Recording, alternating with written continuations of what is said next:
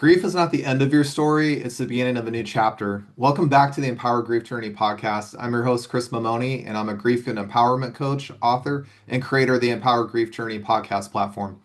Each episode features real conversations with people from around the world who have navigated profound loss and healing and have found the strength to rebuild their lives with courage and intention. Together, we'll explore what it means to move from survival to integration, to reclaim your identity, honor your grief, and create a future grounded in truth, resilience, and purpose. If you're walking through loss and wondering what comes next, you're not alone. Walking with us as we transform grief into growth, one story at a time. Today, I have an awesome guest with us. Her name is Heidi Dunstan. She's a certified grief educator, international best-selling co-author, and speaker with a passion for changing the narrative on grief so we don't lose the legacies of those we've lost. She educates people about grief and how to support others who are grieving. Heidi learned firsthand after losing her husband, with friends and loved ones saying the wrong thing or completely disappearing after grieving. Her firsthand knowledge that many people have never learned how to grieve, which often leaves grievers to feel isolated, and it means we stop talking about those we've lost. I'm excited to talk with Heidi today because this is a topic very important to me. As you guys have heard on the podcast before, that sometimes people just don't know the right things to say to us when we're going through a loss, and they also at the same time might disappear because they get uncomfortable with us staying in that place of grief so that we can figure out our healing journey. And so, without further ado, Heidi, welcome to the podcast. Thanks so much for having me, Chris. It's an honor to be here with you today. Yeah, likewise. And I just want to say I appreciate you coming on today. For those of you guys listening, Heidi's down in Puerto Vallarta, and there's been some cartel attacks going on there the last couple days. And I'm just very grateful that she's safe and able to be with us today. So it's a special episode. Thank you so much. So, so Heidi, I'd love for you to tell us a little bit about your grief story. It sounds like you lost your husband and went through the other side of grief that I'm happy to talk about, which is that part where people just don't say the right things to us. Yeah, for sure. It was 2 days after Christmas, the day before my 40th birthday. Um, I'd found out that my husband was planning me a 40th surprise birthday party, and the menu for him was chicken wings and cake. So I kind of wanted to infiltrate the menu. I said maybe we should go to Costco so I could pick up a few extras. And at Costco, he said he wasn't feeling well. Said he felt like he kind of had the flu. I said, well, then let's just go home and chill out. And we pulled into the condo where we lived. He was moving one vehicle to a parking spot. I said, hey, drive safe, babe. He's like, I'm driving 50 feet. And I pulled the car in, took a load of groceries into the front foyer, came out, and he had collapsed in the driveway. Started CPR, called 911. He was a retired fireman, and we lived across the street from the fire hall. They were there very quickly. And unfortunately, an hour later, I was at the hospital where they called time of death. Um, I learned very quickly that what we see in on TV for the AEDs and the all the life support stuff that they do, we see them often come back to life. I learned that really only about 2% of them come back to life. And as I started to navigate that grief journey, which came with a lot of trauma as well, as I sit in a very traumatic place even today, um, I really learned that I didn't have people around me that knew what to say and what not to say. And it wasn't because they're mean or terrible people, it's because we just don't talk about it and we don't really have any boundaries around that grief. I'm sure anybody who's grieving right now, when you say that you've lost somebody, one of the first questions people get is, how did they die? Right? I'm in Ubers all the time. And if somebody asks me my relationship status and I say I'm widowed, they're like, how'd your husband die? They take me back to the very hardest day in my life. And I look Yeah. forward to stopping people from asking that question and start asking, how did they live? So that we can carry on their legacies, so that we can make sure that they are remembered and we get to honor them in the beautiful way that they deserve, not in the last dying moments of their life. You know, Heidi, that's a perspective I haven't quite seen on a podcast yet. And you bring up a very powerful point that we're always asking, how did somebody pass? But we never really ask about how they lived. Mhm. And Legacy is important. And for us grieving, we we don't ever want to lose our person when we cherish them. And when we get stuck having to relive the hardest day of our lives, it doesn't allow us to carry on the beautiful parts of their legacy. And when we can start asking about how people lived, what our favorite memories are, what we miss the most, and we can hold space for that, free from judgment, that's where the magic lies in grief. Like everybody thinks grief is terrible and hard and sad and heavy, but there are some beautiful parts in grief as well. I truly believe that grief is love. And when somebody is grieving deeply, it's because they love deeply, and you don't get to do both, right? You love deeply, so you're going to grieve deeply. It wouldn't hurt if they didn't love them. And so when somebody tells me 15 years after somebody died that they're grieving their person that day, I see that they're loving their person. I appreciate you saying that because I've been on a grief journey the last 5 years, a big one, and I've seen so many people get uncomfortable at the fact that some people sit in grief, like you said, 15 years later. And I've never had that perspective. I've always, like you, I've seen that person really loved that person a lot. They had a really good part of their life that they're living in that place, and it's not a bad thing. I see it as a good thing. I see it as that love doesn't have anywhere to go anymore, other than for them to continue that memory and that legacy. And I think that's a very powerful thing because all too often in society, we get told to let go and move on, and life goes on, and you got to get over it. And while that is true to some context, it writes off and buries a lot of our experiences alive, the good ones we have. And I do feel that when we push grief aside or try to throw it under the carpet and act like nothing happened, we're really denying ourselves the power of that moment that you just described. I apologize. I thought I muted that and it was ringing in my ear. I apologize. That's okay. Um, I I'm gonna add, can I do an a yes and is I do believe that grief has a place to go. The love does have a place to go when somebody's grieving, and it's that we're learning how to love them in a new way. We're learning how to envelope them, or like not we're learning how to fold them into our lives and their memories and their legacy into our lives. And it takes time to figure out how to do that and find the meaning so that it feels right for each person, because each of us does it. Grief is as individuals, our fingerprint, and each of it does it differently. And I believe that it's taken me a long time to figure, it's taken me almost 7 years to figure out how to love Mike, my husband, in the way that I need to. And I get to do it in some of this work.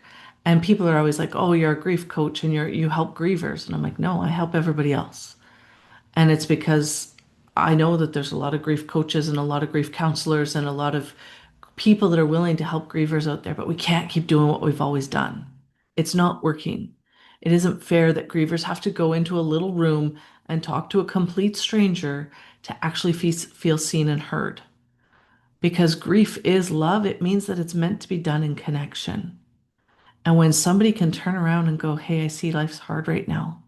And instead of saying, "I'm sorry for your loss," say, "I see how hard this is for you. So and so is important to you, and my heart goes out to you." That is way different. And because you're able to acknowledge their pain, you're able to see them where they're at, and you're able to let them be exactly who they need to be in that moment. That's where a lot of the grievers get stuck in their grief. It isn't that they're stuck in their grief, they're stuck in the fact that people can't love them where they're at. They're being told to be who they don't want to be anymore.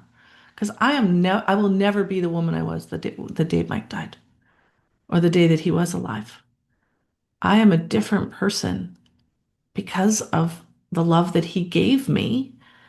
But I mean, I will never be able to go back there. And a lot of my friends and family really struggled with the fact that I'm not the same.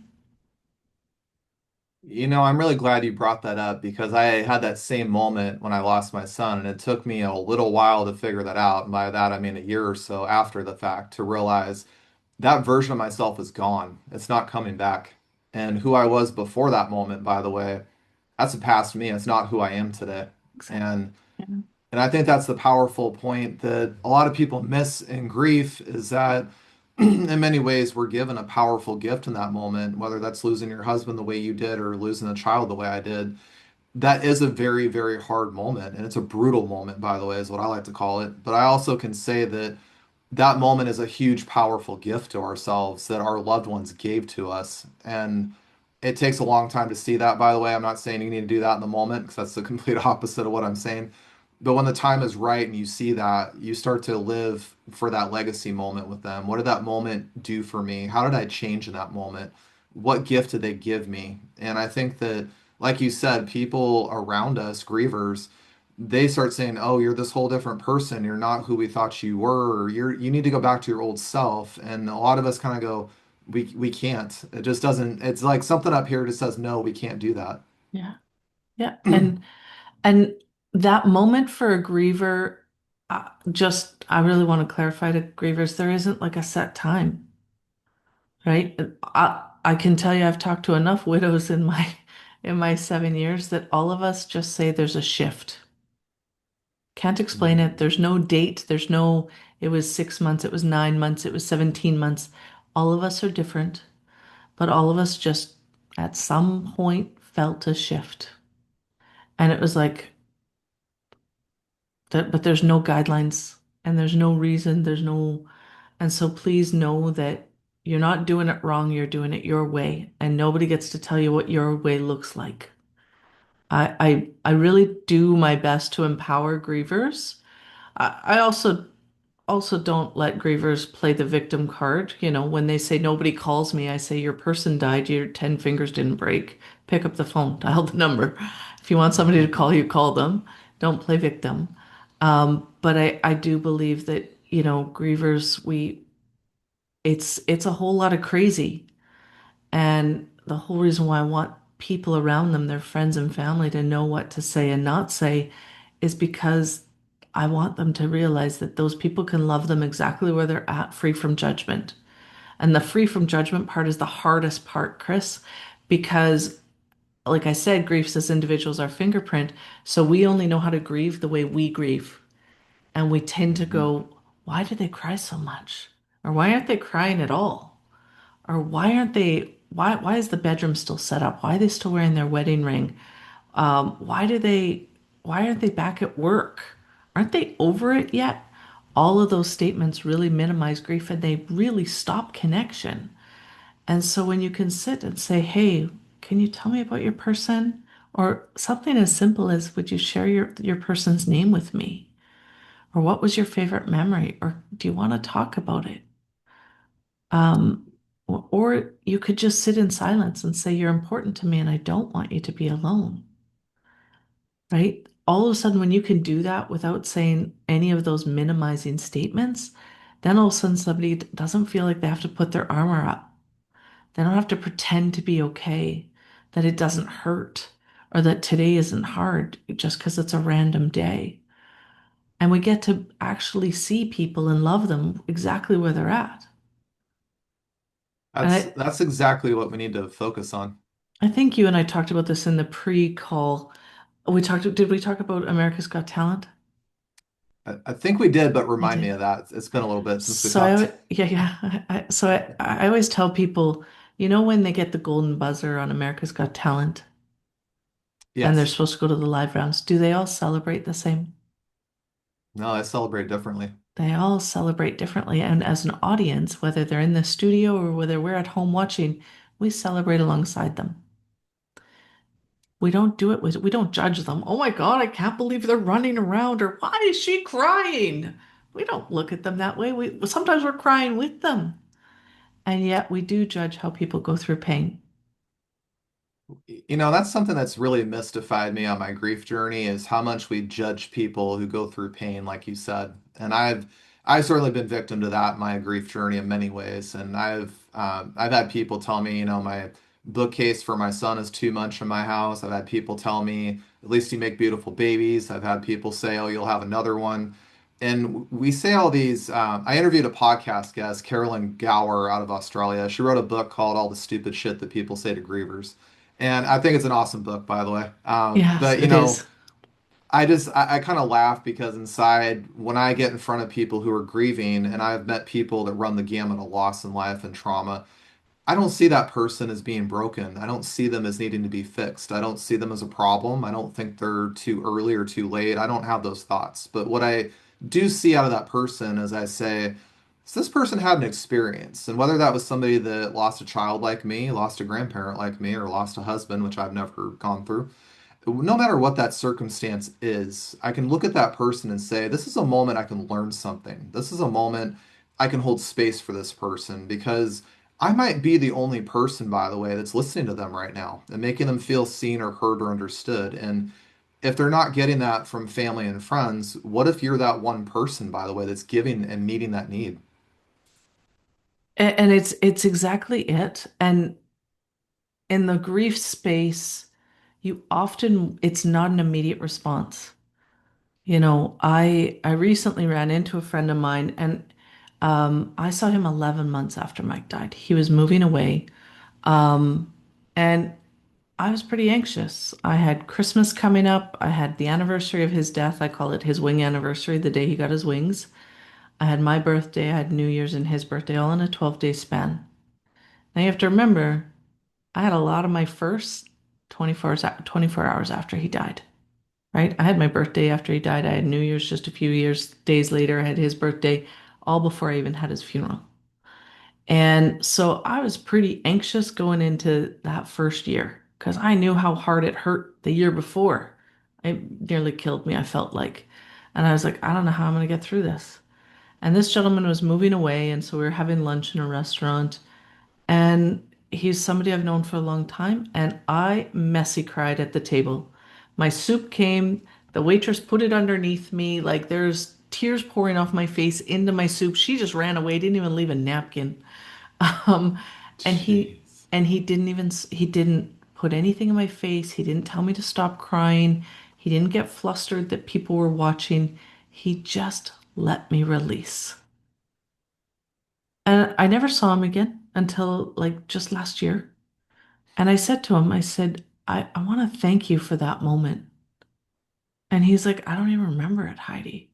And I said, I remember it clear as day because it was one place that I got to be seen for exactly where I was at. Oh my gosh, that's bringing tears up. Um, exactly where I was at. Nobody was trying to fix me. Nobody was trying to shush me. Nobody was telling me that I'll be okay. I wasn't okay, and you let me not be okay in a safe way without any judgment. All you did was sit there. That's all I needed. And it wasn't like memorable for him, but it was memorable for me. The day after Mike died, my neighbor who held me while they worked on Mike in the driveway brought over the Costco-sized Kleenex because he knows I cry like a sprinkler. And he's like, you don't need flowers, you need Kleenex, right? Like, it's how we get to show up for people, you know, um, and being able to be honest to say, hey, these are sticky conversations. When you make when and I mean I do this for a living now. I talk to people about grief, and there's times where because grief, like one day you're, angry, and the next day you're like super sad. What I say one day may land and the next day may not. And there's times where I just have to apologize and say, hey, you're important to me, and that didn't land right. That wasn't my intent, and I'm sorry, and just own it. And you can even make a joke about it. Like, I'll stick my second foot in my mouth if you'd like. Like, um, you know, be honest with people. It's easy to go into your turtle shell and cross the street and pretend like nothing matters when it does matter, because the people that don't show up for you or the people that get super quiet, that trust gets broken and those relationships are very difficult to mend after. The people that disappeared out of my life after Mike died, I can't be friends with 7 years later. I'll be honest. You couldn't be there for me at the hardest time in my life. How are you going to be there for me any other time? And so if you want to keep your relationships, if the relationship's important to you, I recently just had a friend actually, she had a really good friend. They had a falling out about a year before, and then her son died, adult son. And even though they hadn't talked in about a year, She showed up at her house. Her son loved Lego, so she brought Lego flowers and she showed up. And her husband said she's not taking visitors right now. And so she left the flowers, went back to her car. Her husband obviously went to her and said, "Hey, so and so's at the door." And she texted her and said, "Please come in." And what happened before doesn't matter anymore. Their friendship is back because she was willing to lean in and show up and just be like, "You're important to me. It doesn't matter what was said or not said. You're going through a hard time and I want to be here with you." It takes courage to do that.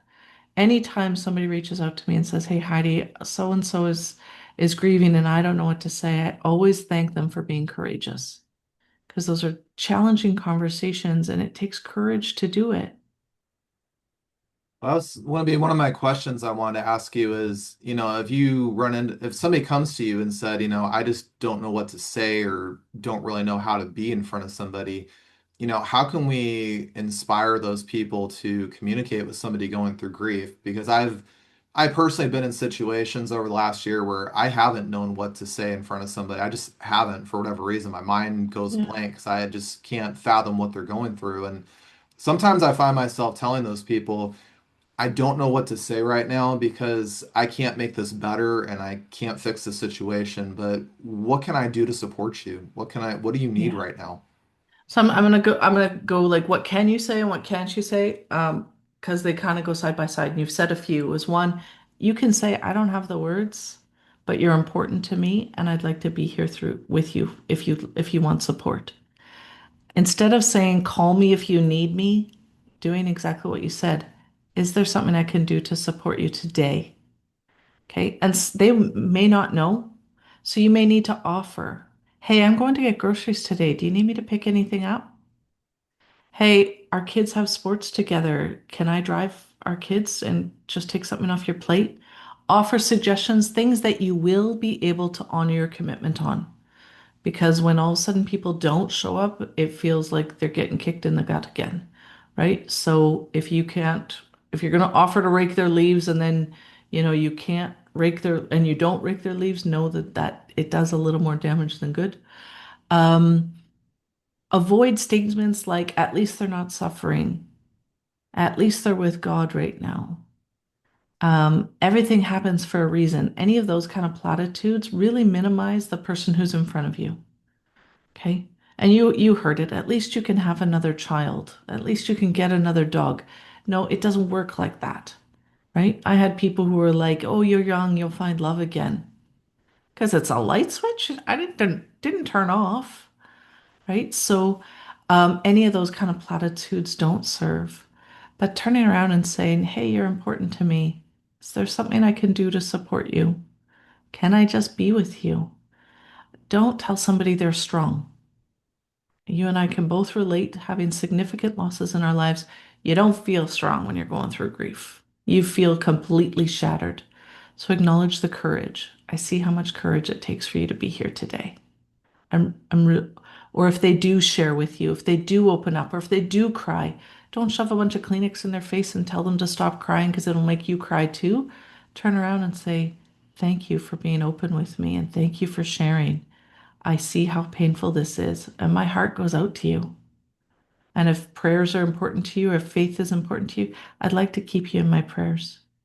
Is there anything I can do to help you right now?" And acknowledge the little things. I lost 30 pounds after my husband died in the first few months. Now, I needed to, don't get me wrong. It wasn't like I was dying and looking ill, but everybody was commenting on how good I looked. I only had one friend who said, "Have you lost all this weight because you're not eating? Why don't you come over and bring some to-go containers? We'll have you over for dinner and we'll send you home with leftovers. And why don't you spend the night and we'll watch movies and have snacks too?" Because she realized I don't like eating by myself. And so when you see something, lean into the why it might be challenging, right? And be willing to hold the space even when it's hard. Because we often ask, "How are you?" And all of us grievers just want to say, "Take a hike. I'm not fine. I'm not good. I'm not okay." Turn around and say, "How's today? How you holding up? Where's your heart at?" and let them be honest with you. Let them say they're not sleeping. Let them say they're not eating. Let them say that they miss their person or they just want them back because that's all they really want in those early days, weeks, and months. And they're allowed. Give them that permission to feel that safety.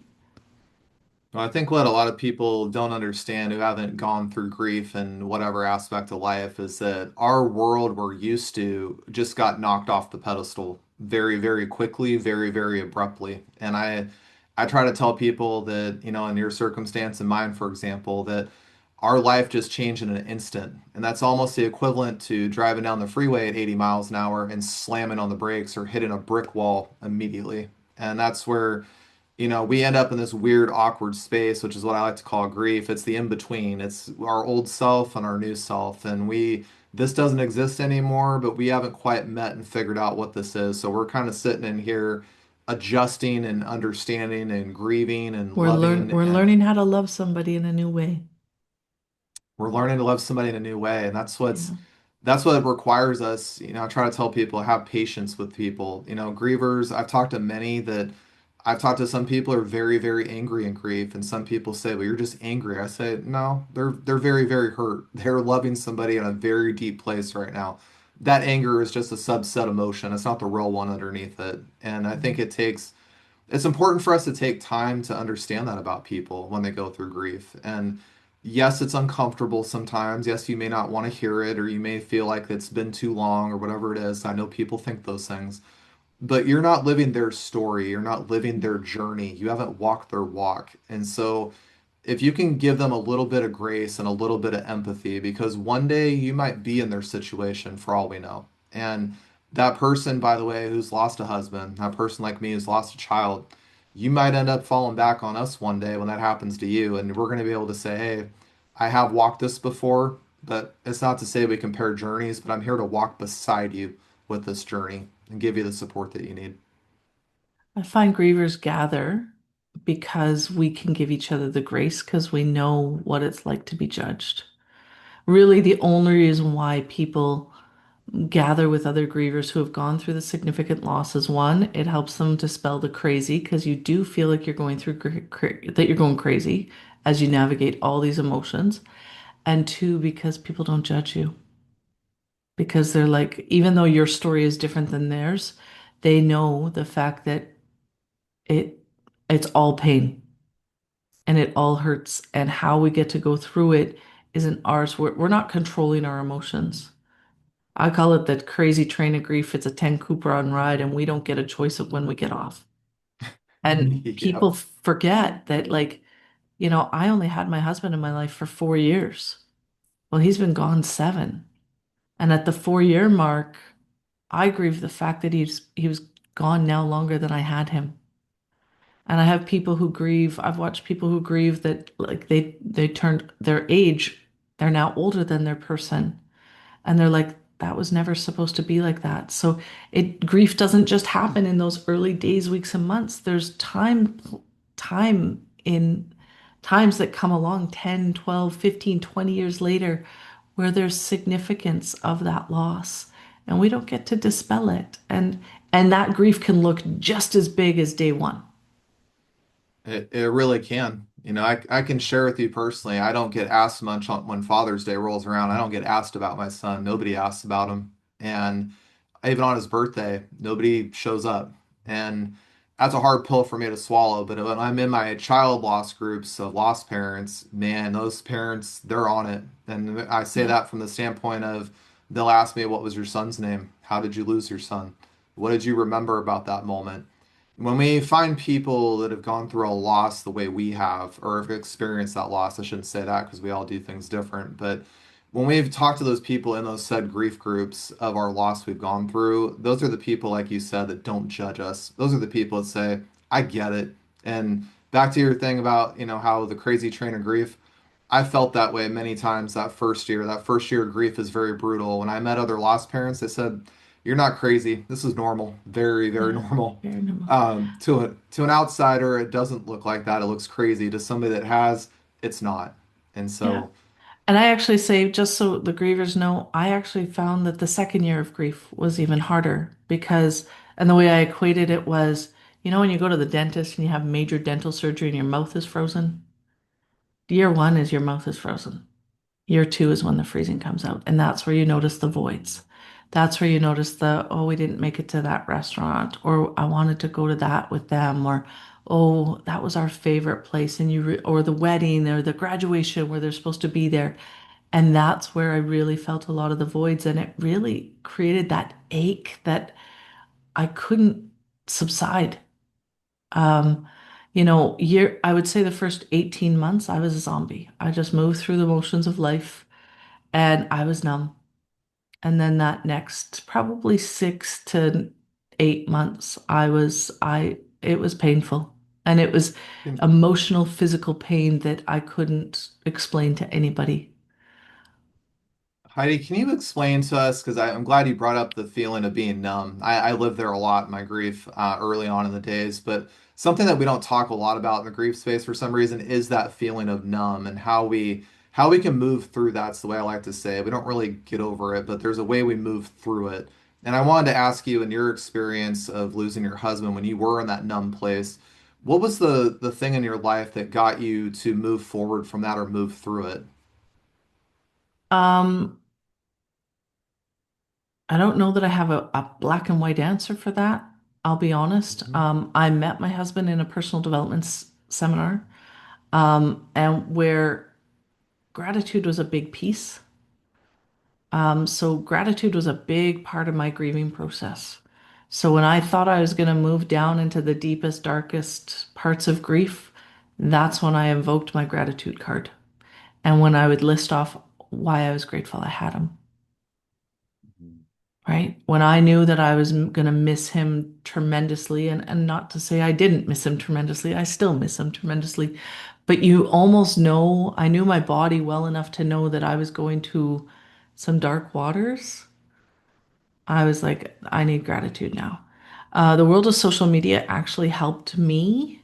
It doesn't help everybody. I post my grief quite publicly, but it's not about how sad I am.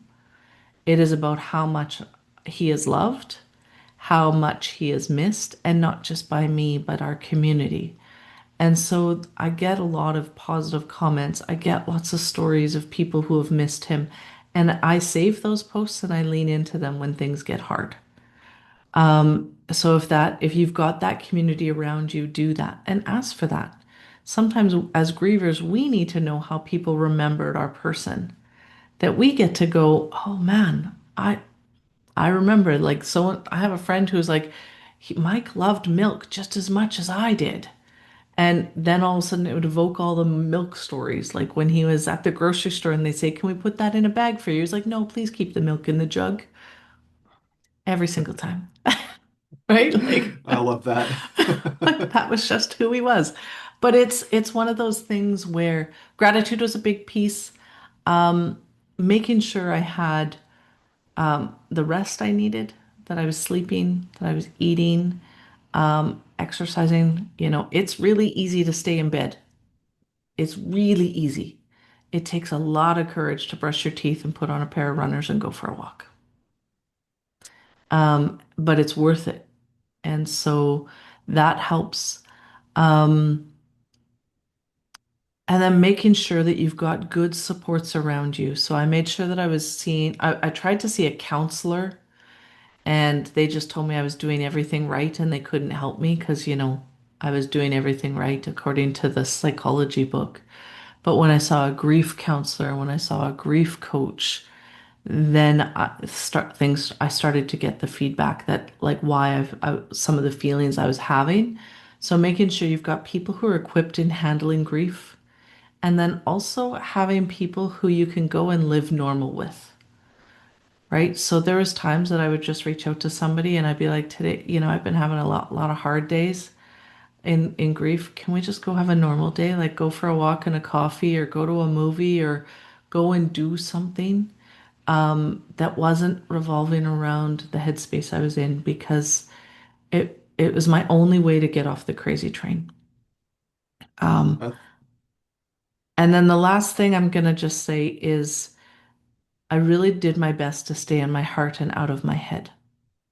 And that sounds weird, but for me, I wanted to try to understand all of my emotions, which kept me here. So why am I feeling this? Why am I feeling this again? I thought I went through this already, which never let me feel the emotions and move through them. And it was one of those little games that I played because I was so afraid that the emotions were going to hurt so bad that I wouldn't be able to get through them. But I was able to get through them. But it took a lot longer because I kept them up here rather than allowing myself to move forward. Well, I think that's a big thing that everybody talks about in grief, and even people that are around grievers, is this concept of controlling your emotions. And I laugh at that a lot because controlling your emotions, it's an intangible thing. I can't hold an emotion in my hand. Yeah. But what I try to encourage people, especially grievers, by the way, is that your emotions are messengers. They're trying to communicate with you. They're not the enemy, by the way. They're not going to hurt you. I'm going to tell you that right now. Your emotions are not going to hurt you. They are, however, trying to communicate how you feel about something, or they're communicating love or kindness or something inside you that you need to hear at that moment. And instead of trying to mute yourself or suppress it or say, I shouldn't feel this, or finding a reason why, it's to control it, like people say, allow yourself to hear the message and feel it. Because when you do allow yourself into that space, what Heidi's talking about, moving it from your mind to your heart, that's exactly what that is. When you hear that message of emotion, it goes to your heart. And if you cry, by the way, you're human. That's normal. That's completely okay. There's nothing wrong with that. If that makes you feel really frustrated or angry, know that behind that is a lot of love, a lot of kindness, and you just don't have a place for it going forward. And you're having to relearn, as Heidi taught us today in this episode, how to love in a different way. That's what that's trying to tell you. So I always say that tears are the language of our heart. that's beautiful. I couldn't Mm. agree more with you about that. Yeah. So, And I'm a sprinkler, so Costco Kleenex for you. I yeah, like yeah. that. My heart has always wanted to talk to me. So Well, Heidi, I just wanted to say big, big thank you to you for coming on the show today and sharing your story about navigating the loss of Mike in your life and what you learned along your grief story, and as well as sharing with us how you've learned how to heal. And something that I really love about your story, and I love what you've shared today that we haven't really said yet, but I'd love to end it on this, is that healing is not an end point. It doesn't mean we're fixed and we're fine and we can just move on with life like it never happened. What Heidi has shown to you guys today is healing is an ongoing journey and an ongoing process. And it's something that we should allow ourselves to feel and understand and give ourselves space to know that it's going to change in year one to year two to year four to year seven. It's going to change. And that's completely fine because this is your healing journey. You get to decide what that looks like and feels like for you. So, Heidi, I just want to say thank you so much for everything you gave to everybody today in this podcast. It truly came from the heart, and I'm just very grateful we got to connect. thanks so much, Chris. It's been an honor to be here. And I want to thank all of our listeners for joining Heidi and I today on this episode of the Empower Grief Journey podcast. If this episode resonates with you, please share it with somebody you know who could benefit from Heidi's story. For more episodes that are designed to empower you and support you, visit empowergriefjourney.com and subscribe to the podcast. You can find us on Apple and Podbean. The Empower Grief Journey is all about honoring your journey, embracing your emotions, and finding strength in your own time. I want you guys to know you're never alone on this journey and you can navigate grief with courage and compassion. Until next time, be kind to yourself and take your grief journey one step at a time.